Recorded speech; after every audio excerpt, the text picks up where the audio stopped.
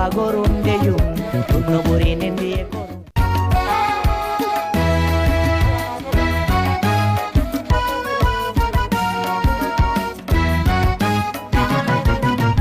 eyo musidɓe yiɓɓe, hannde kadi min salminima min landike so tawi ɗon e jaam nokku kala ka hikkorɗon fewdo o saaha ɗo.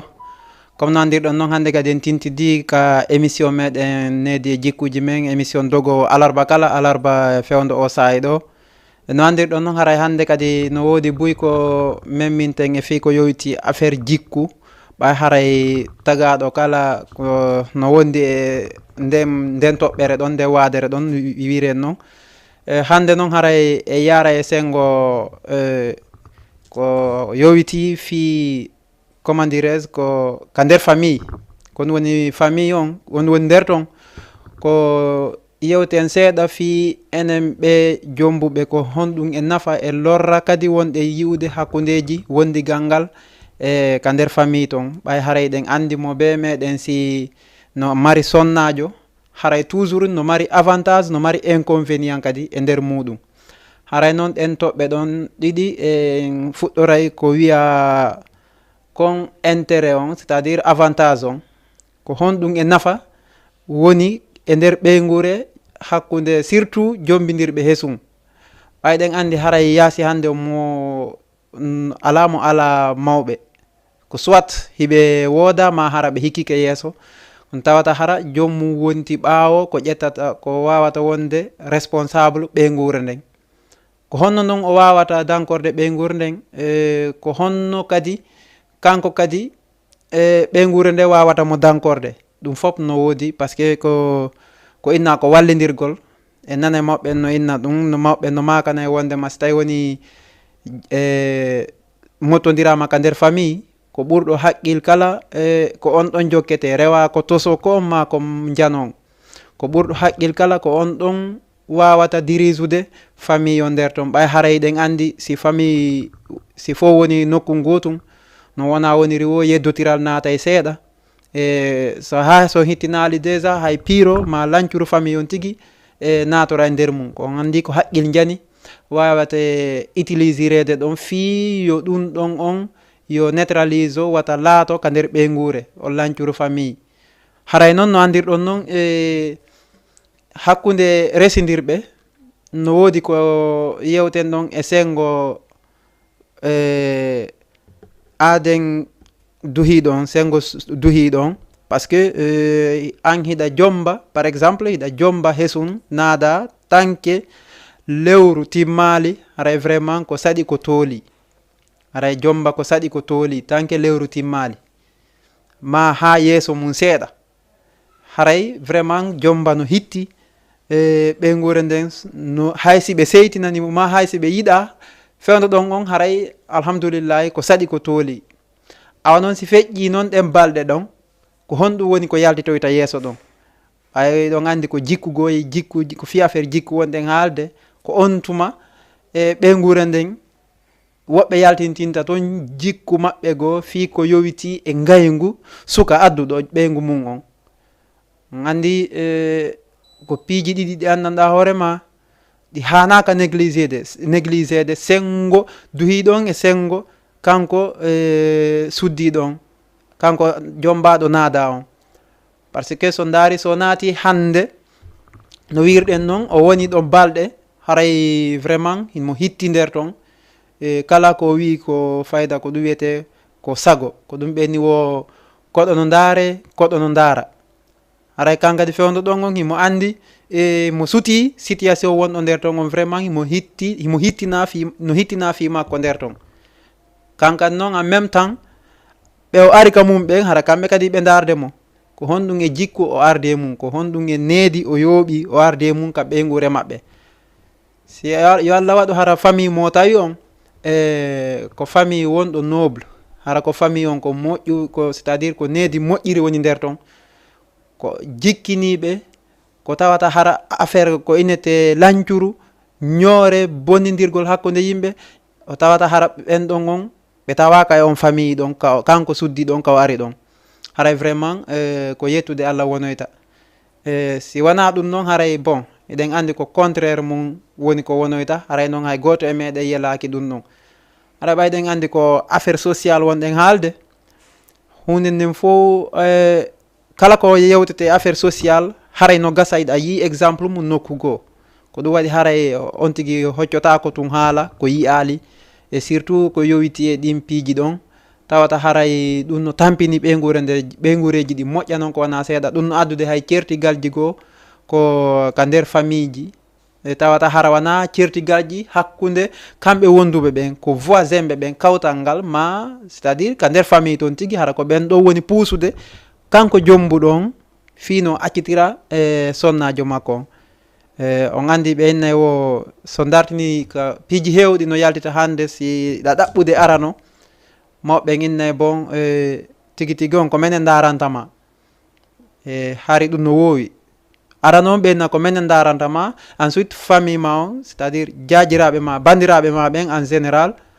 ɓenna bon ko minen darantama par ce que si tawi woni kamɓe bandiraɓe ɓen ɓe yiɗa an mo wonɗa addude on vraiment haray andu o ari ɗon kono ko balɗe ɗiɗi o wonata ɗon. Iɗon andi si ɓen ɗon no sekkima hankadi si on ɗon naati ɓe yiɗamo hankadi haray feppal ala hakkudeji mon an e bandiraɓe ma ɓen. Si tawi woni ko nene ma tun e baben ma yiɗi bon hay siɗa yiɗi ko kara han yarata no faliraɗa noon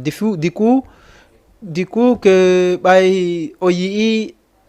ɓe o hanuy bakade e mum ɓe o ɓeydoto e mum ɓen bandiraɓe ma ɓen ko ɗon o yahata o pehido ko ɗon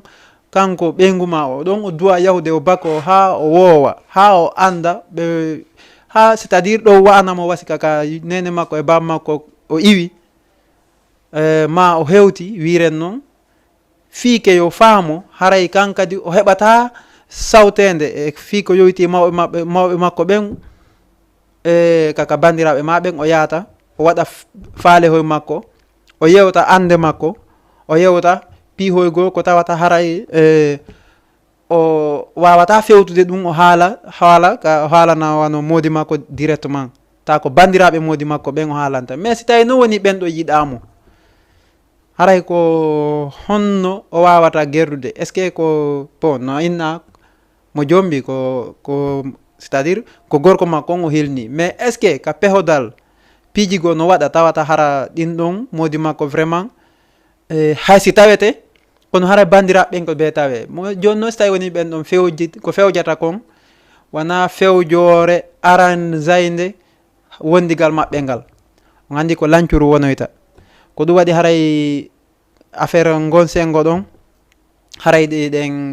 no woodi ka ɓeygureji buyi noon ko wona seeɗa tawata hara nene kañum suka on no wirɗen noon aranu gon haray ɓe yiɗi mais tout dernièrement ɓe rewa reweteɗen fo ɓe lanca hakkudeji mum ma voisin ɓe ɓen kawtal ngal ko ɗum ɓenni wo si kawtal ma moƴƴi si a maayi no ha si ka naata aljanna si kawtal ma moƴƴi ke ma vraiment haray alhamdulillah kono si ɓe ari kadi bonade ma haray andu ko poson par ce que a heɓata jam ka nder famille ma a heɓata ɓuttu ka nder famille ka nder galle ma par ce que ɓen ɗon toujours ko ɓe wonata ko fi sago gaño ɓe wonata joni noon so daari gon sengo ɗon en jisiri gon sengo ɗon ata mo ɓe hande si tawi woni a yaltini konngol hiɗa faala ƴettude ma mawɓe ma ɓe wallitike ma ha woni a ƴetti haray vraiment ko yewtere wonata hakkudeji mum fiiw yo ɗum ɗon luttu par ce que sa yewtidali ange mawɓe ma ɓen hiɗa andi ko woni aroyde ko ma pelet a yii ko siga mum ka feƴƴi nokkugo vraiment a taway ko be yiltuɗoɗa yewtida e maɓɓe siga ɗin piiji fii ko honno ɓe wawata feƴƴirde ɗello e ɗon hara ɗon c'est à dire hara ɓe rewali ɗello e kaɓe yiwnoɗo siga piiji ñidduɗi goo no feƴƴa ma sattedeji goo no feƴƴa tawata hara ko woni responsable mum on ko kamɓe neniraɓe ɓen e kamɓe bandiraɓe ɓen haray ko piiji duwaɗi sensibilisede ka nder famille ji mo be anda ene sa ƴetti goɗɗo a addimo ko wodanma ko waɗugol ko farlima kon mais wondigal ngal ko si a wallitama par ce que kon woni wallitegol ngol comme no wirɗen noon ko wona yo o tigui aynu ma wona siko sago makko wona yo ɓeygu makko yiw goɗɗum sunoyo ka yaasi tawata hara ko woɓɓe woni mo suninde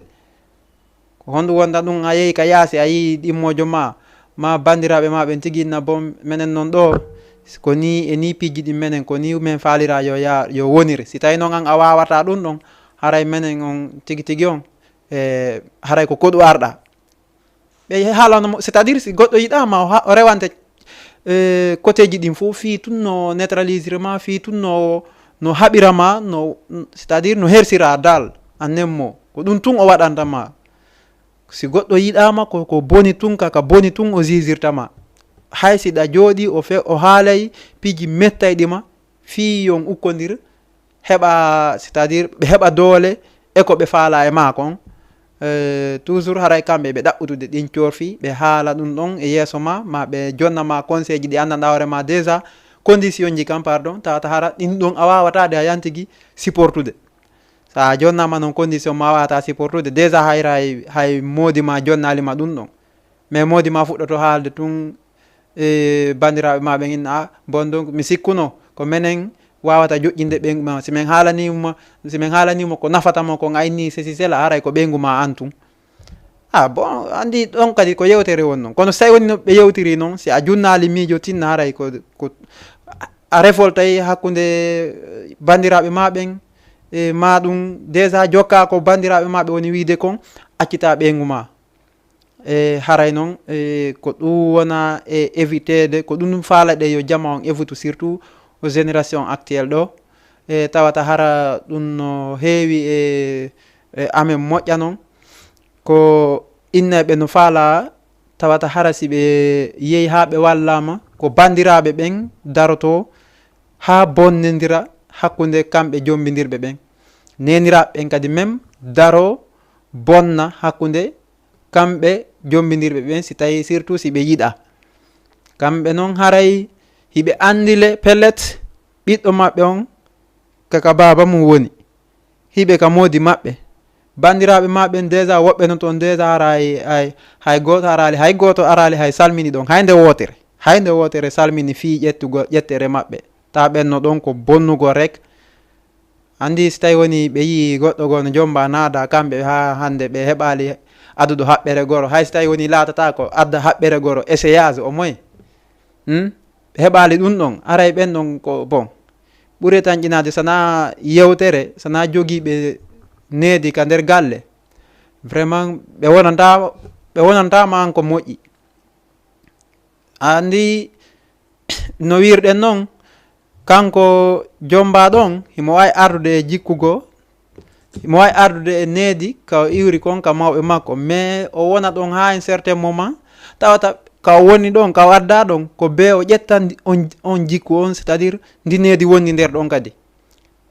tawata noon hara ko ƴetti ka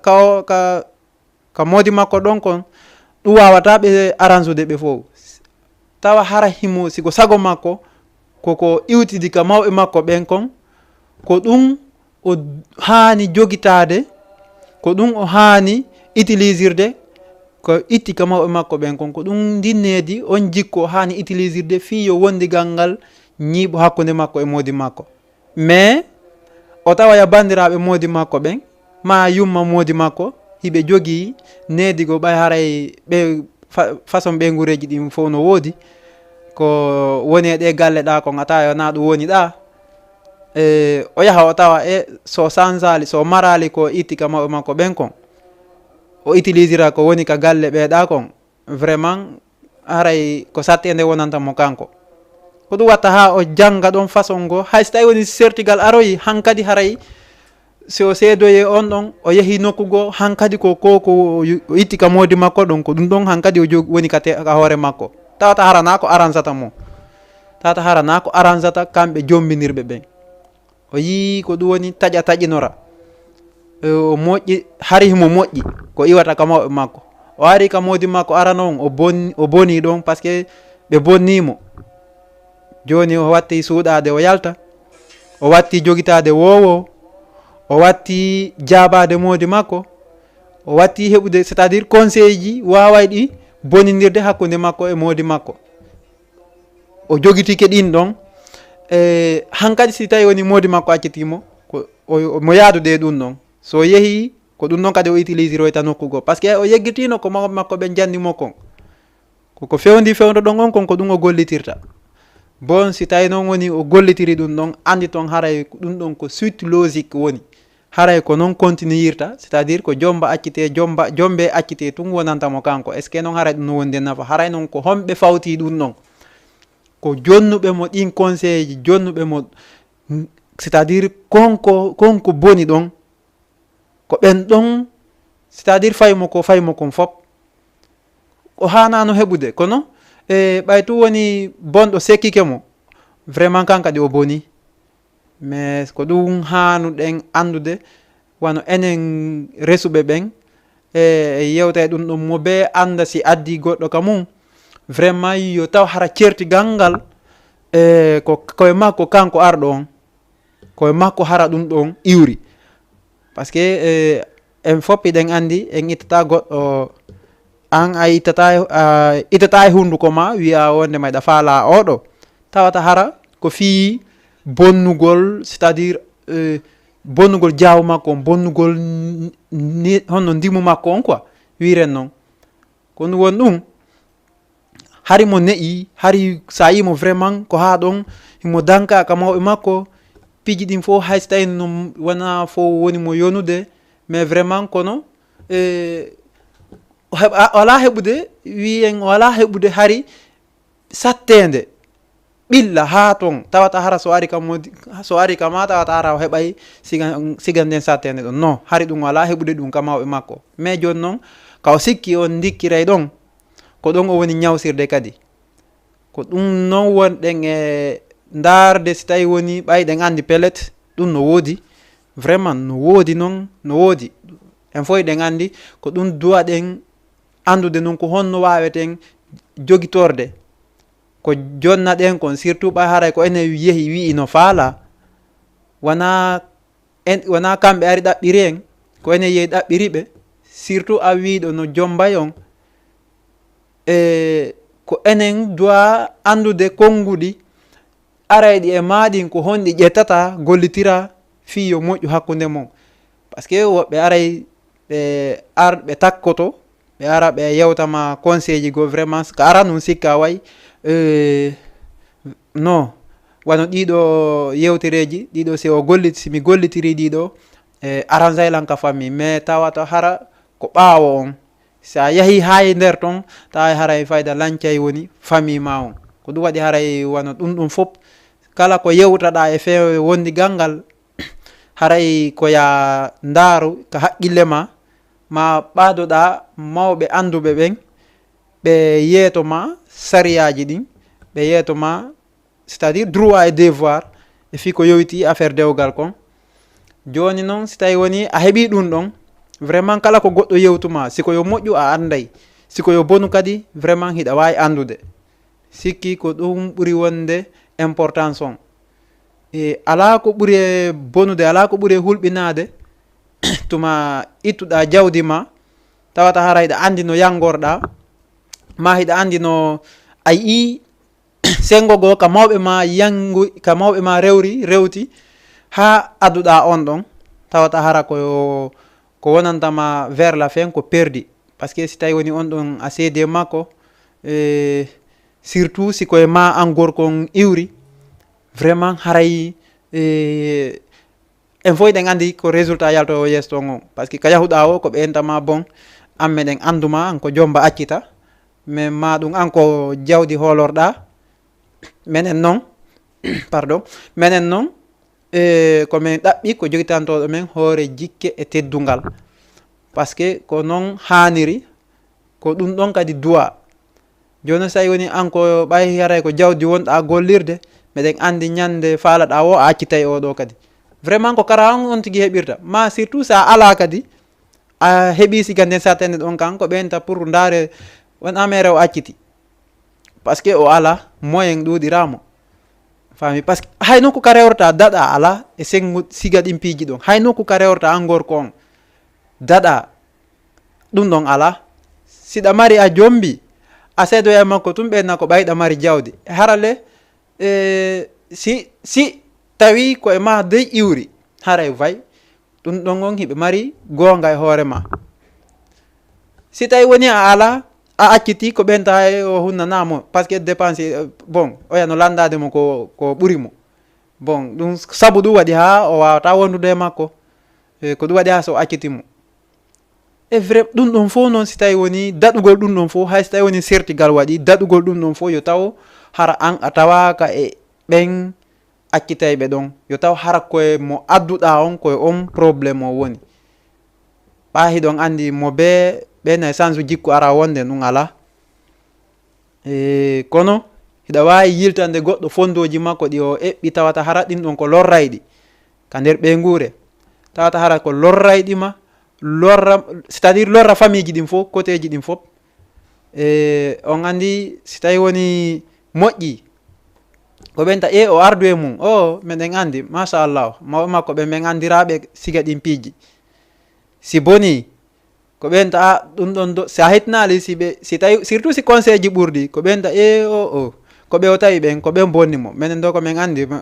minen komin yiirimo kon ka ɓe guure maɓɓe o alda e probléme siga ɗin ɗon nani ko ari ko tawi nder ton kon ko ɗum waɗi ha so révolti ko ɓen toon waɗimo ko waɗimo kon fof.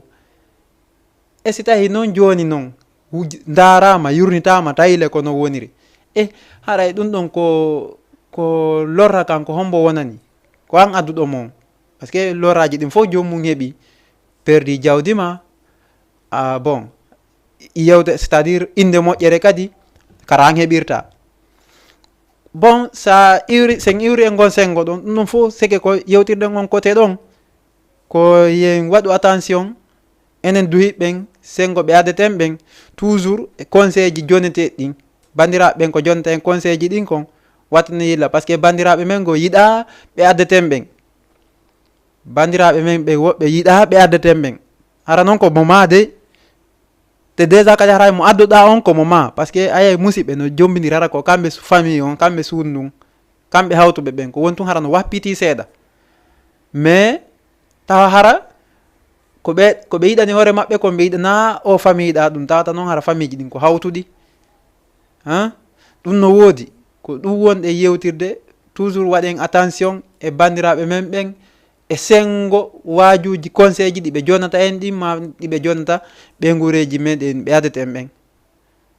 e sen dariri noon kadi côté kamɓe ara ɓen kamɓe sonnaɓe ara ɓen kamɓe kadi ɓe arda comme no wirɗen noon e jikku ko tawata hara vraiment ka ɓe yeehi o ɓe wawata wonde ɗum no heewi tef sonnaɓe ara ɓe révoltina ɗo famille mélange ɗo famille immo haɓana ma wownoɓe luyul leyum gonga oya kaɓe yiya wo bon sa accimo ka suudu e 17 heures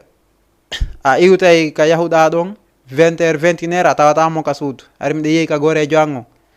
hari miɗe yaari ɗo en soirée sande ari wo ko koto kaari e yaata ballon kaari wo koto kaari e yaata c'est à dire piiji ɗi anndanɗa hoorema ko ɗum o ɓuuri hittinde ɗin koye ɗin jisatamo koye ɗum darata tawale oɗo no woodi toɓɓere wonde makko tawata si a wattanali yilla an tigui nden toɓɓere ɗon nde sintay e ma ko ɗum oti en ɗum ɗon fof eɗen duwa dartude ko tawata haray ɓen ɗon kadi si ɓe ari ɓe ardata e jikku moƴƴo ɓe ardata e ko wawata ɓe ñiɓinde ka dewgal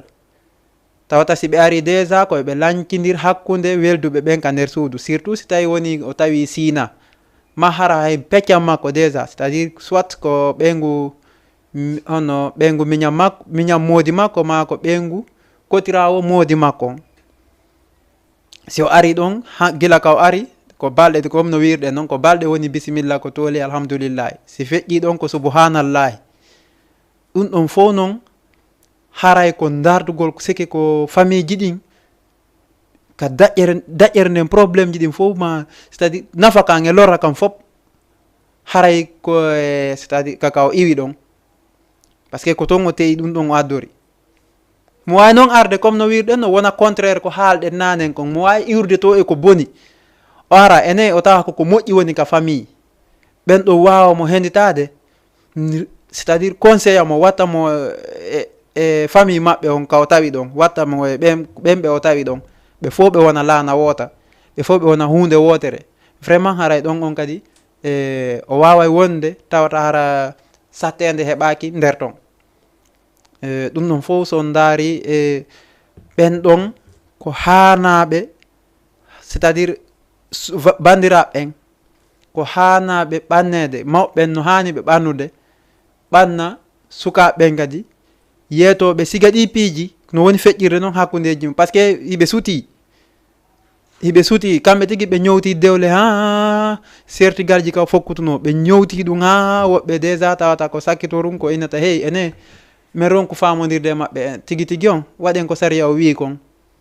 ɓay woni ɓe heggueta joni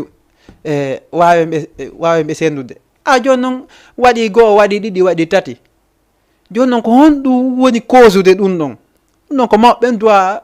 dartude ɗum ɗon, ko honɗum ko honto daƴƴerde ko honto ɓundu ndu woni, ko honɗum woni saabu ɗum ɗo. tawata certigal jiɗi no wadde ko ɗum ɗon ɓe ɗaɓɓitata ɓe wawa ñawdude ley ton,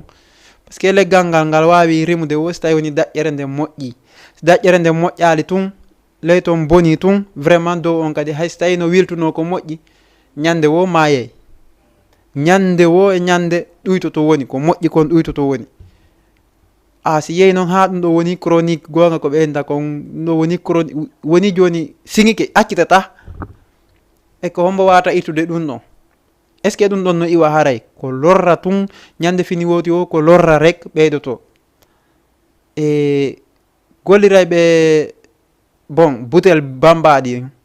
bandiraɓe no toon golliraɓe butel ji bambaɗi ka yiɗaɓe o ɓe yaha karamoko, kamɓe moƴƴi o si ɓe yeehi karamoko ɓe heeɓi sago maɓɓe o si ɓe yeehi karamoko, kamɓe yewtere moƴƴere wata moƴƴinde ka maɓɓe, conseil ji maɓɓe ma c'est à dire haala welka wawata moƴƴinde hakkude maɓɓe modi maɓɓe, kamɓe ko bambugol bini tun par ce que worɓe ɓen no heɓa goɗɗum tata hara na yiɗi maɓɓe, tata hara na yiɗi maɓɓe few vraiment disons la vérité. a tawi piiji go ko si feƴƴi ɓenna bon ɗum ɗo wona hoore sago an, ɗum ɗo mi anda no arrivirimi, mi anda no ɗum ɗo arde an, tata hara koko ɓuurima heeɓi ka suudu ɓenna no wo Allah warata goy, Allah nawninta ñande noon Allah nawnini o tigui wo o yahay, kono noon ɓenni wo Allah dandi condi e boowal ko si tawi ndi haɓɓide, si tawi ndi haɓɓi ɗon on daɗay, kono si hina ɗum condi e boowal en fof eɗen andi ko ɗum yaltoyta ton, hendu naɓay fop ruyay. ko ɗum waɗi haray mo be sa yi piiji go no waɗa ton ko ɓuuri ɓe naati ka galle, ko ɗum waɗi haray ɗin façon ji ɗum fof wano ɓe wiyeten no yiya tawata ha bambay ɗin piiji yaha karamoko sekko biniji yaha inna ɗum ɗo bon ko hakkude an e modi an ko wona yo goɗɗo go nawimi kafude modi bayle modi ma no gasa ko jombaynoma o wiyanoma ko antugo jombata, o wi alima wondema o hawkay nene makko, c'est à dire o hawkay famille makko on fof o fiima, joni noon an sa yeehi noon karama ko fi on joni yo añu hay nene makko biro makko adduɓe mo adduma ɓen ha si yiidirɗon an tigui wiiɗa iɗon falidira, ko ɓen noon addi mo adduna ha yiwɗamo inɗa iɗa faala an suddi ɗon, kan kadi wano mum ko ɓen addi mo ha ko adduna ha o yiwma o imo faala, est ce que noon onon ɗiɗo ɗon mari ko hawkon ɓen ɗon, ko ɓe woni sombo ha wonɗon ko wonɗon kon, sombo ha heɓuɗon teddugal e aduna on, par ce que si innama hande kaari ko resaɗo kaari ko resuɗo, c'est à dire kaari ko jombaɗo kaari ko jombuɗo, ko ɓeɗo ɗiɗo jombiniri, mais est ce que ko honɗum e welo woni ɗon, vraiment koko hitti woni ɗon. ɗare mo jombali e jombuɗo si ɓe darodi no gasa si ɓe ɓurde ko comportement nde, kono noon teddugal ngal ka Allah ɗum ɗon nde haray no ɓurdi de, ɗum ɗon no ɓurdi, te kadi si tummodirama kadi tummodira jokkere enɗan e dina l'islam on tawi ko kanko jommuɗo on ɓuuri marde succès, ko kanko heɓata succès e hoorema an mo jombali on, mais ko honɗum waɗi ɗum ko saabu mawɓen. joni noon an sa yeehi noon joni nokkugo ɗaɓɓugol piiji ko andanɗa hoore ma ko fii ya bonnu hakkunde maɓɓe kamɓe welduɓe ɓen,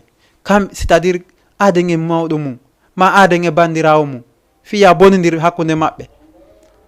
est ce que ɗum ɗon koko hani noon? est ce que a duwaka wattande yilla andita ene kori o si mo adorali sakkitoray ma est ce que ɓa haray no gasa an ka mawɓe ma yiiɗa ɗum ɗon, mais a ari ka famille makko a yiyali ɗum ɗon ton, a nanali ɗum ɗon ton, ɓe jonnalima conseil ɗum ɗon ton. par ce que sa ari ka modi ma ko innatama a ɗo ko ni e ni woniri ga, sin ellano ton o haalante carrément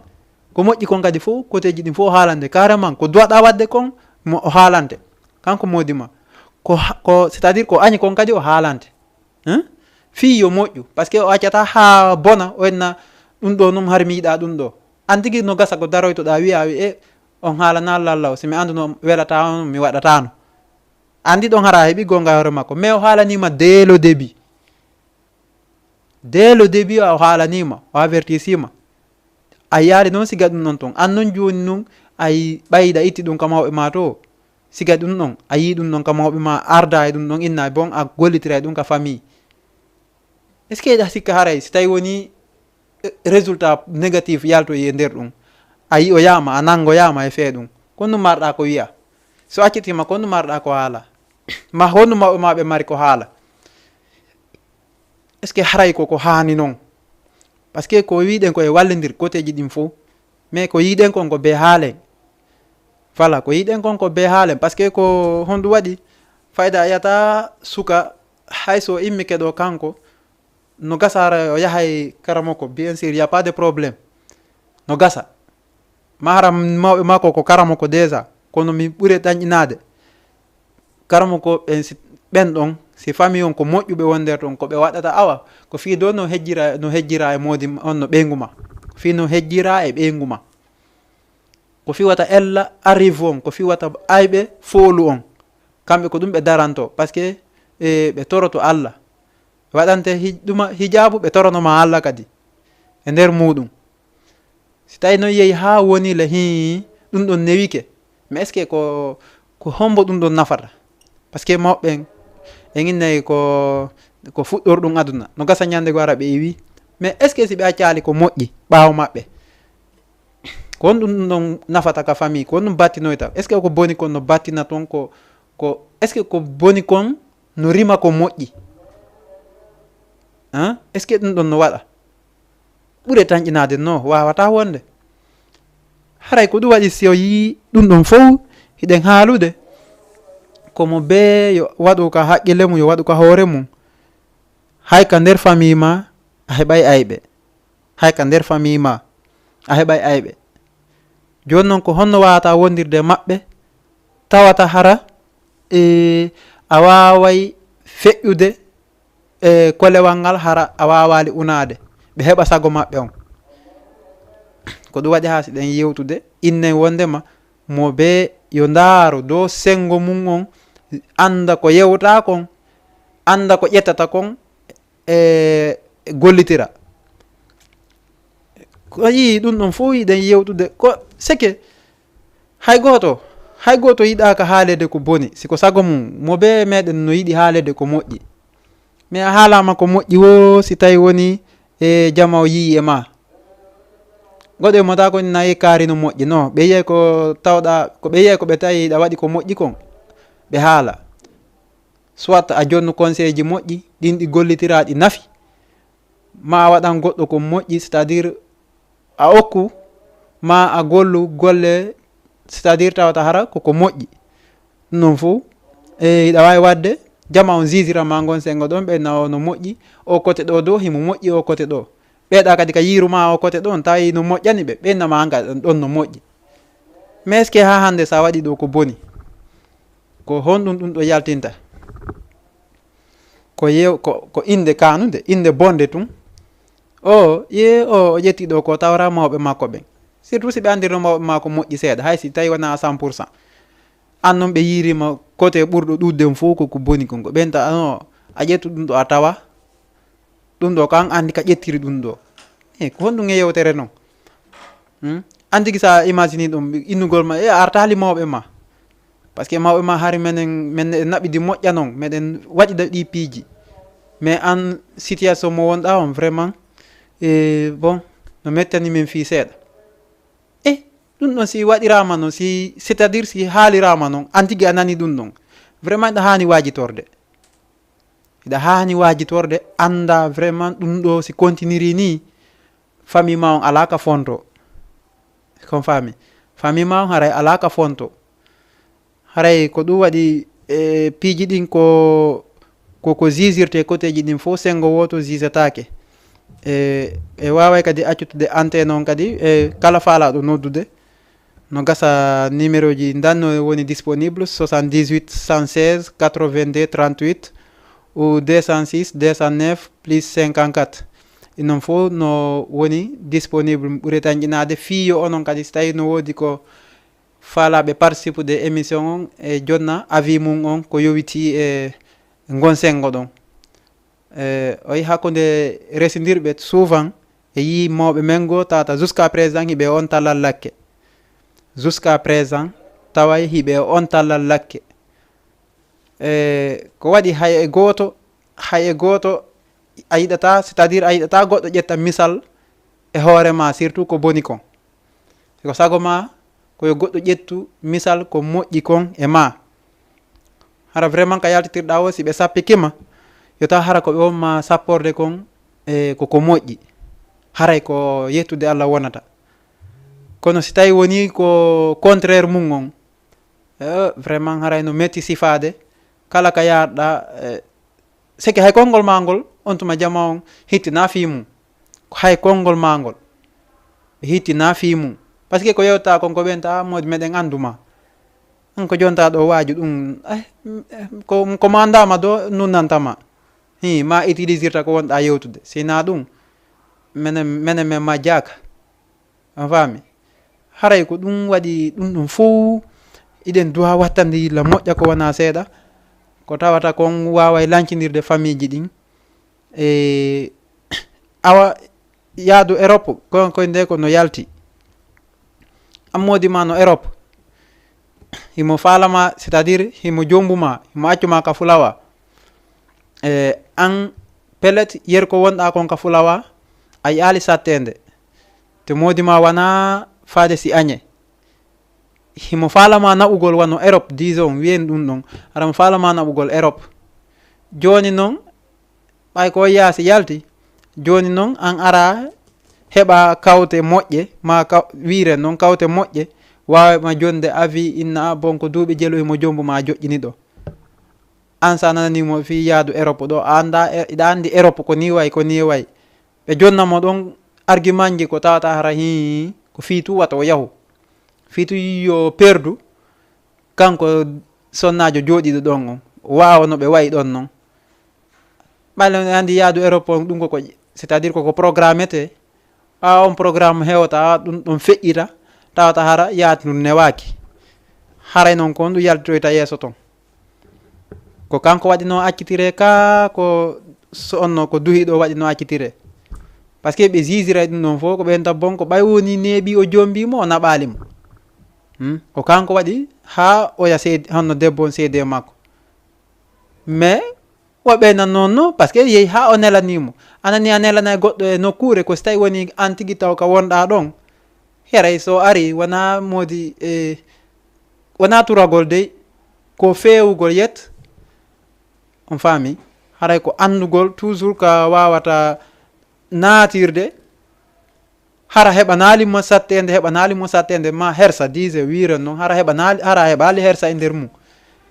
kono so tawi woni a nelani goɗɗo a heeɓi sattede e nder muɗum est ce que ɗum koko arransata noon ɗum arransata haray toujours andintinayi jama on toujours komo be yo watta yilla sengo ka woniri ɗon si jombi naadi jombuɗoba jombaɗoba yo andu intérêt naka dewgal inconvénient no toon ella no nder toon nafa no nder toon ko si tawi noon muñodirama par ce que so daari ɗum ɗon fof muñodirgol ngol fof ko si iwri e côté ji ɗin ɗiɗi hay e goto heɓata ko welata ɗum tun, hay e goto heɓata ko welata ɗum kon tun, ko bo heɓa sattede hay ñiire ɗengal haɓay. kono noon si tawi woni ko hakkudeji mon wona ko goɗɗo lombi hiɗo wawi régilde ɗum noon kadi hakkude mon. kono si tawi woni koka woɓɓe lombi vraiment haray ɗon mettay fi si wona woɓɓe kadi ari lombi fi yo moƴƴu. ɗum kadi noon ko si Allah faabike de ɓe haray koko moƴƴi wona yewtede, ko fi no moƴƴira, ko fi ko dagui wona, c'est à dire wonno e bonude. joni noon ɓe ari ñowtugol régila ɗum ɗon no haasi ko Allah walla ɓe foola. kono si hina ɗum ko ɓe sakkitorta ɗon ko komin sikkanano oɗo ɗum ɗo, eno ha sonnajo wiyama min sikkananoma ɗum ɗo, hay mawɓe tigui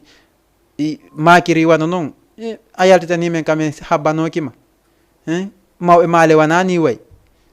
ɓe wawi takkorde gon sengo, hay so tawi woni ɓe andi mawɓe makko woɓɓe kono way, kono ɓe takkora gon sengo fiitu yo moƴƴu. par ce que mawɗo yiɗata kañum ka bonata tun. so darni la plupart partie ji ɗuɗuɗi on so darri on tawi mawɓen ko hittinirta toujours, surtout hakkude wondigalji ɗin e koyo moƴƴu rek woni kaka affaire dewle, ma so tawi woni ko wonɓe golluɗude, ma ko wonɓe, c'est à dire wonɓe waddude piiji ɗi anndanɗa hoorema e fof no yiɗi yarli mawɓe mumen siko sago maɓɓe koye ɗum ɗon ñiiɓu continue rek. mais si tawi noon woni ɗum ɗon wawali wonde, so tawi woni ɓe étiqué ɓe wawali régilde ɗum ɗon, ko hombo wawata réguiloyde ɗum ɗon, ko sakkitorte ko seedugol e ɓen ɗon seeda e makko e hoore haray ko hutodiral naati, woni ka famille ji ɗiɗi kala haray hutodiral naati, ko ɗum wonɗen évitude toujours e ɓen ɗon. han so yi ɗe yewta ɗum fi affaire jikku, ko ɓaydoy ɗon andi nediba jikkuba ɗum ɗon hay goto yoɓanta ko goɗɗo, mo be no wondi e mum, mo be no wondi e mum, on faami. haray ɗum ɗon fo komo be yo waɗu ko haqqille mum eto janga ko moƴƴi kon yaada e mum kala ka yaari. les avantages les inconvénients fop e muɗum ala mo wonda e ɗum, mo be no wondi e ella, mo be no wondi e ko nafata. fewndo noon ka yewtete fi ellaji ɗin ɗon, si fewndo on saahi ɗon ari ata forcément ɗin ellaji ɗi yaldetay, fewndo on tuma ko ɗum ɗon fewndi, par ce que hunde kala e wattu mum on. sa yoni fewndo on tuma nono daro darnatama haray ɗum ɗon on kala yahuɗo ɗon sutiɗo ɗon haray ko ella woni yaltoyde. ɓe acceta on saahi ɗon ɗum ɗon iwa e ma, si ɗum ɗon iwi e ma haray a wawi on tuma ɓe wawete nangude, ɓe wawete joƴƴinde ɓe yewtama.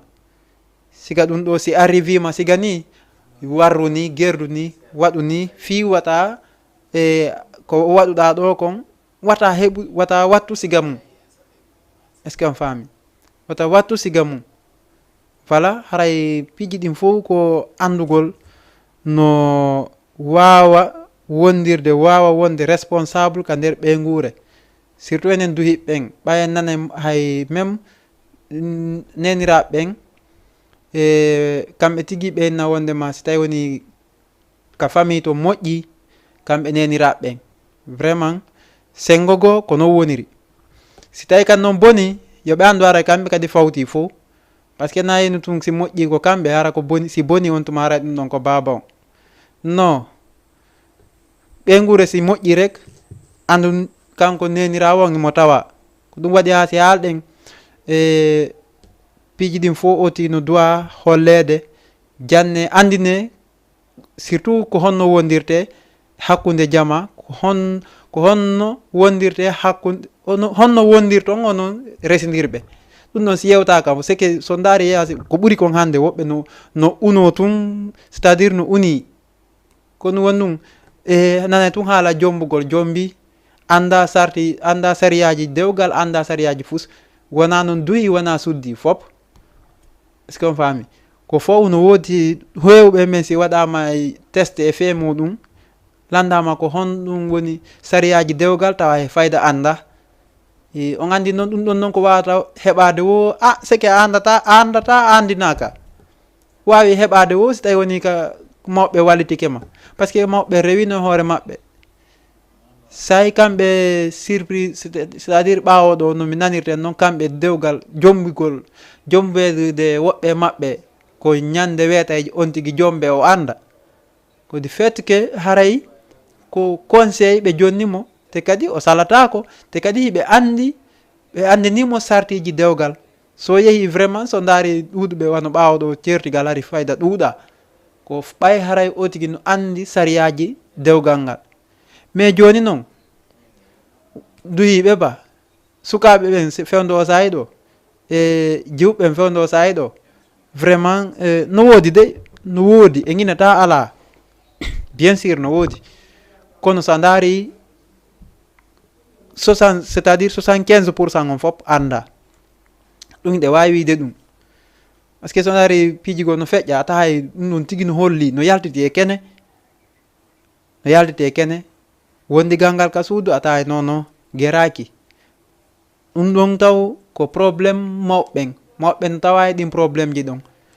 awa wigol awa moodi surtout si a ari kadi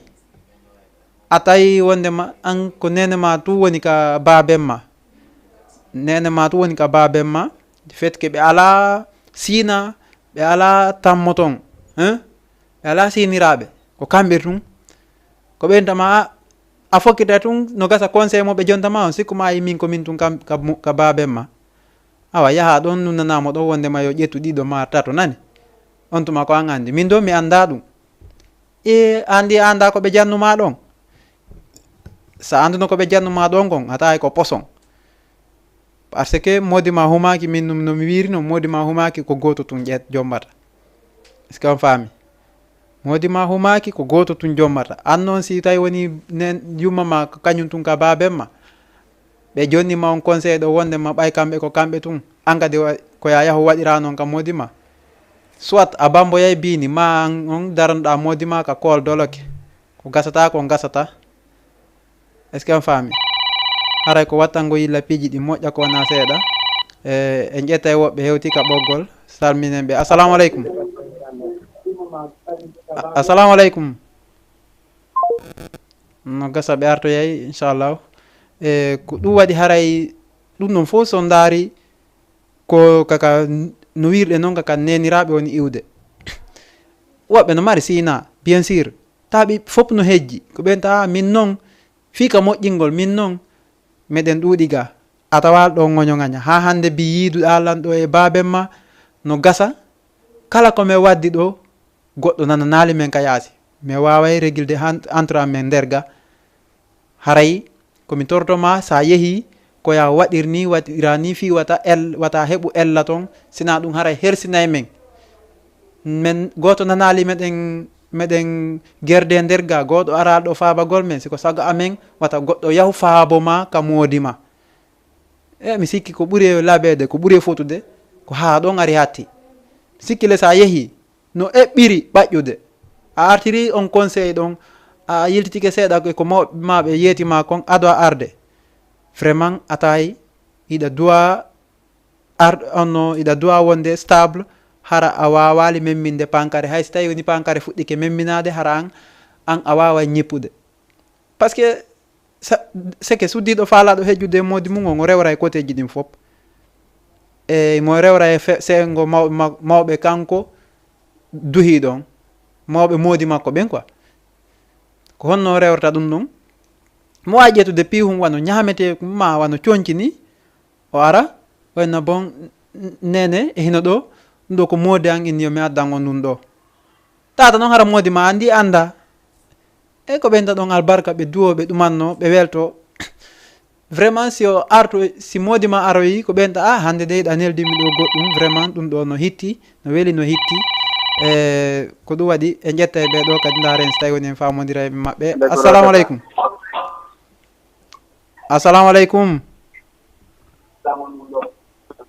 assalamu aleykum ɓeɗo yeehi kadi taw no gasa ɓe arto yeey toujours ko yowiti e émission on kon ko ɗum waɗi haray woɓɓe no suuɗa okka honno esiraɓe mum no wirɗen noon fii yo moƴƴu. Kanko Modibo on aroya yuma makko inna ɗum ɗo de ɗa waɗiri ni vraiment ɗum ɗo welilan hewtilan ga. Oya jaɓay Amina on après so heddodi e Modi on no ɓeygu makko oyna ko honɗum naɓuɗa toon oyna feƴƴe gen nder lowre ɗon. Min ɓay mi hande miɗe welti min kay ɓay miɗe welti ko ɓe mi waɗna e siraɓe am ɓe anda min kadi la welti lanni c'est très simple. Mais ɓay tun koyo moƴƴu mo miiji kadi yo moƴƴu moƴƴay ma adda goɗɗum ko Modi ma sabanoki jonnamo vraiment rare noon hiɗa heɓa siga ɓen surprise ara ɓe adda piiji ni affaire ñametema cadeau ji ni ɓe addana Modi maɓɓe hara on non o anda déjà ɗum atay ko fii do yo waw attirde kanko gorko on ɓernde makko nden e makko e kañum mawɓe suka on kadi même e makko fiwata ɓe haɓu fiwata hare naato hakkude maɓɓe fi yo wondigal ngal wonu solide yo ngal tiiɗu yo ngal luttu hakkude maɓɓe ɓay koko luttata noon mo be no yeeli ɗum ɗo yo luttu hakkudeji maɓɓe haray ko ɗum waɗi ɗum ɗon fof ka iwrata ɗon koye sengo mawɓe makko ɓen sengo ka o iwi toon imo wawi arde kadi o tawa kadi ko moƴƴi imo wawi iwde ka moƴƴi o ara o tawa ko moƴƴi mo wawi iwde c'est à dire façon ji ɗin fof no wirɗen noon mo wawi iwde to tawa hara ko wondi toon kon so arde mum tawa e adda e ella mais ka o ari ɗon tawa ɓen ɗon hiɓe wawi ñawdude ɗum ɗon vraiment atay o yaltay ko fof sabbanokimo surtout ka gañoɓe makko sabbanokimo par ce que ɓe andimo ka mawɓe makko to mayi ɓe andi mawɓe makko ɓen to ko wonno toon ko mi tewi mi watta mi sali mi watta ko ɗum tu wondimo e mawɓe makko ɓen toon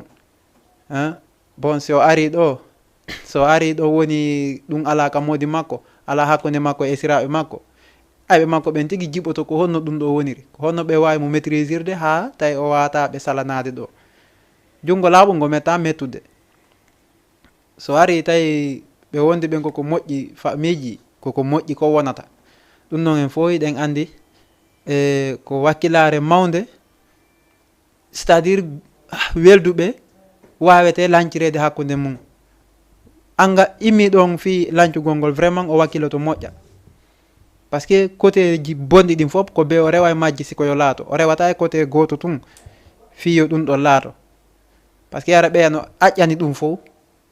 a andi ɗum ɗon fof ko andingol jama on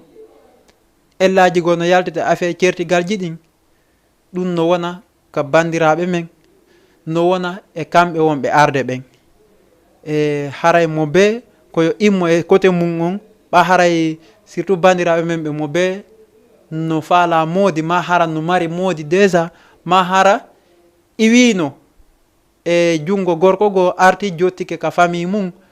haray ɓen ɗon fof yoɓe andu so tawi woni koɓe jotti ka famille maɓɓe ɗon kon sino mari intérêt